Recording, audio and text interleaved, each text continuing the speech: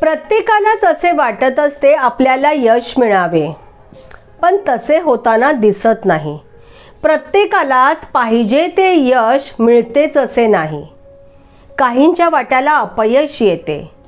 मग हे अपयश येण्यामागची कोणकोणती कारणे आहेत व ती कारणे आपण कशी दूर करू शकतो ते या व्हिडिओमध्ये पाहणार आहोत. अपयश येण्याची 3 कारणे आजच्या व्हिडिओमध्ये मी तुमच्याशी चर्चा करणार आहे. पहिलं आहे कौटुंबिक पार्श्वभूमी किंवा प्रतिकूल परिस्थिती. बऱ्याचदा घरातली जी पार्श्वभूमी आहे, कुटुंबाची पार्श्वभूमी जी आहे ती प्रतिकूल असते. आर्थिक परिस्थिती बेताची असते, कुणाचा आधार नसतो, अनाथपण, आजारपण अशा अनेक कारणामुळे आपले शिक्षणही पूर्ण होत नाही. त्याचबरोबर आपल्या ज्या इच्छा आकांक्षा आहेत त्या पूर्ण करण्यासाठी आवश्यक त्या गोष्टीही आपल्याला मिळत नाही. परिणामी आपल्या वाट्याला अपयश येते. लक्षात घ्या की आपला जन्म कुठे व्हावा हे आपल्या हातात नाही. प्रतिकूल परिस्थिती असलेल्या घरात जर आपला जन्म झाला त्यात आपला दोष नाही, पण आपलं आयुष्य संपूर्ण त्याच परिस्थितीत जर आपण काढलं तर तिथे आपला दोष आहे. कारण परिस्थिती बदलायचं, पुढे जायचं, यश मिळवायचं हे आपल्या हातात असतं. लक्षात घ्या, अशा प्रतिकूल परिस्थितीमध्ये स्वतःला नेहमी मजबूत ठेवलं पाहिजे. स्वतःतला आत्मविश्वास हा कायम जागता ठेवला पाहिजे. बऱ्याचदा असं होतं की आपण जीवन प्रवास चालू असताना आपल्याला वाटतं की कोणीतरी आपल्या उपयोगाला येईल, कोणीतरी आपल्याला मदत करेल, या परिस्थितीतून बाहेर काढेल. तर ही अपेक्षा करणं पूर्णपणे चूक आहे. आणि परिस्थिती वाईट आहे म्हणून स्वतःच्या मनात संघर्ष करत राहणं सुद्धा चूक आहे. कारण या सगळ्यामुळे तुमचा वेळ वाया जातो, तुमचा आत्मविश्वास कमी होतो. जर तुम्हाला ही तुमची परिस्थिती बदलायची असेल तर तुमचा आत्मविश्वास हा अतिशय स्ट्रॉंग असला पाहिजे. मनातला संघर्ष वेळीच थांबवला पाहिजे. जी आहे ती परिस्थिती स्वीकारली पाहिजे आणि त्या परिस्थितीवरती काहीतरी मार्ग काढून, सोल्युशन काढून पुढे गेलं पाहिजे. नंबर 2, आपली उद्दिष्ट ही आपल्याला माहीत नसणं. बऱ्याचदा आपली परिस्थिती ही गोंधळलेली असते. आपण काय करायचे, कसे करायचे हे आपल्याला माहीत नसतं. आपण स्वतःलाही नीट ओळखलेलं नसतं.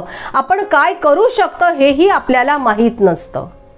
लक्षात घ्या, जर आपली ध्येय आणि उद्दिष्ट ही जर निश्चित नसतील ना तर आपण यश मिळवू शकत नाही. आपल्या सोबतच्या लोकांचे विचार जर शुद्ध आणि स्पष्ट नसतील तर आपली ही परिस्थिती त्यांच्यासारखीच गोंधळलेली राहते. परिणामी पुन्हा आपल्याला अपयशाला सामोरं जावं लागतं. मग आता या सगळ्यातून आपण मार्ग कसा काढावा? तर आपली ध्येय ही आपण निश्चित केली पाहिजे. बघा, ध्येय लहान आहे की ध्येय मोठं आहे याला महत्त्व नाही, तर तुम्ही ते ध्येय कसं पूर्ण करताय, ते उद्दिष्ट कसं पूर्ण करताय त्याला महत्त्व आहे. तुम्ही तुमचं ध्येय जरी लहान असलं तरी ठरवलेल्या वेळेमध्ये तुम्ही ते पूर्ण केलं पाहिजे. जेव्हा तुम्ही ते छोटंसं ध्येय पूर्ण करता तेव्हा तुमच्यातील क्षमतेची खात्री तुम्हाला होते. तुमच्यात किती गुण आहेत याची माहिती तुम्हाला होते. तुमचा आत्मविश्वास वाढतो आणि म्हणूनच आपलं ध्येय आणि उद्दिष्ट निश्चित करण्याचा प्रयत्न करा, पूर्ण करण्याचा प्रयत्न करा, म्हणजे तुम्हाला यश मिळेल. नंबर 3, अपयशाची भीती. आता बघा, अनेकदा आपल्या मनामध्ये आपल्या कामाविषयी अनेक प्रश्न निर्माण होतात. मी हे काम करताना मला अपयश आलं तर?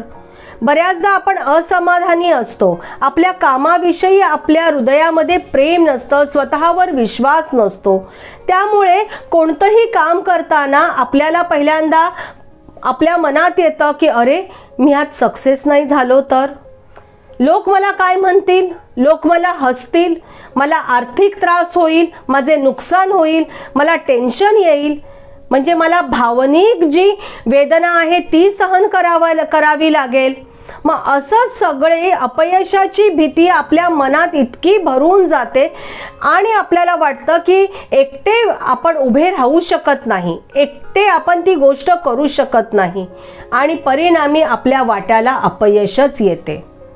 एक लक्षात घ्या की तुमचा जर आत्मविश्वास असा कमी होत राहिला, तुमच्या मनात जर ही भीती अपयशाची सुरुवातीलाच असेल, काम करण्याच्या सुरुवातीला, तो तुम्ही यशस्वीरित्या काम पूर्ण कसे करू शकाल? जेव्हा एखादं काम तुम्ही हातात घेता तेव्हा तुमच्या मनामध्ये त्या कामाविषयी पॉझिटिव्ह थिंकिंग पाहिजेच. मी माझं काम यशस्वीपणे पूर्ण करेन असा आत्मविश्वास हा आपल्या मनात असला पाहिजे.